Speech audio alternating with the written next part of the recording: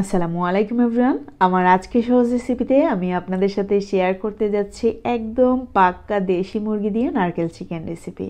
তাহলে চলুন দেরি না করে রেসিপিটি শুরু করা যাক। এইখানে আছে প্রায় 1.5 কেজির মতো চিকেন দেখতে পাচ্ছেন। দিয়ে দিচ্ছি হাফ কাপ পরিমাণ ফেটানো দই। তারপরে দিয়ে দিচ্ছি প্রায় 3 থেকে 4 টেবিল চামচ পরিমাণে সয়া সস। এইখানে কিন্তু আমি লবণও মিক্স করে দিয়েছি।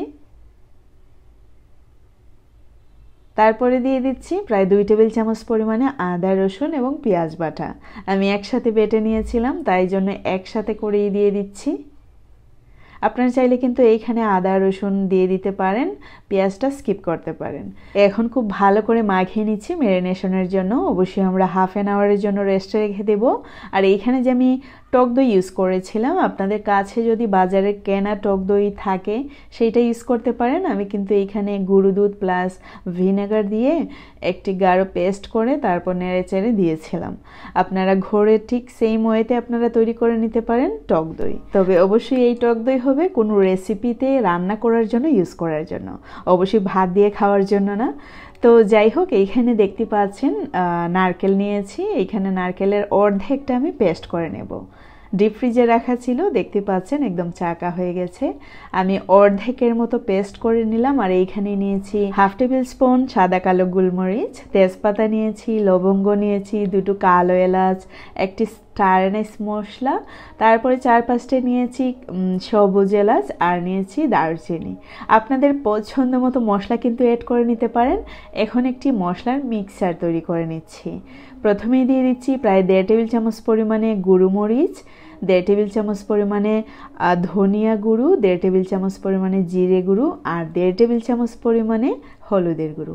পানি দিয়ে মিক্স করে নিচ্ছি। তখন আমাদের তরকারিতে যখনই আমরা ইউজ করব কোনো ঝামেলা হবে না, একদম গলে যাবে দেওয়ার সাথে সাথে। খুব ভালো করে মিশিয়ে নিয়ে সাইড করে নিচ্ছি। চুলে একটি প্যান বসিয়ে দিলাম আর দিয়ে দিচ্ছি 1/3 কাপ করে 2 বার তেল। আপনারা অবশ্যই এখানে তেল আপনাদের পছন্দ মতো ইউজ করবেন, তবে একটু বেশি দিলে ভালো লাগবে। গোটা মশলাটুকু দিয়ে দিলাম। এখন 1 থেকে 1.5 মিনিটের মতো ভেজে নিচ্ছি সুন্দর একটি স্মেল আসা পর্যন্ত। তারপরেই দিয়ে দিলাম পেঁয়াজ, আদা এবং রসুনের পেস্ট।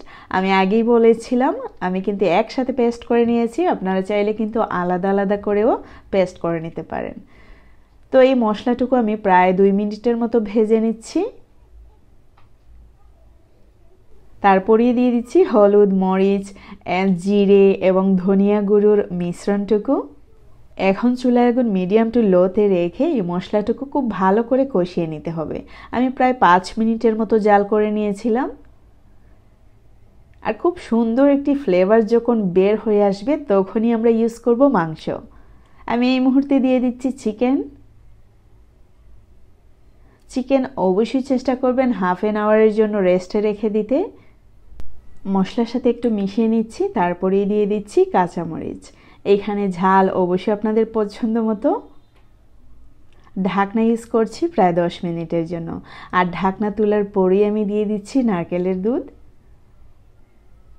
আমি খুব ভালো করে ছেঁকে নিয়েছিলাম। আপনারা চাইলে কিন্তু নারকেল সহ দিয়ে দিতে পারেন। আমি কিন্তু অনেক রেসিপিতে নারকেল সহ ইউজ করে ফেলি, তাতে করে স্বাদের কোনো পরিবর্তন হয় না, স্বাদ যেমন তেমনই থাকে। আর হ্যাঁ, অবশ্যই খেয়াল করেছেন আমি কিন্তু সমপরিমাণে পানিও দিয়েছিলাম। ঠিক নারকেলের দুধ যতটুকু ইউজ করেছি ততটুকু পানিও দিয়েছিলাম। আমি এখানে আর কোনো পানি ইউজ করব না। এখন আমরা খুব ভালো করে জাল করে নেব। এই পর্যায়ে চুলার আগুন মিডিয়াম টু লো ফ্লেমেতে রেখে আমি রান্না করব।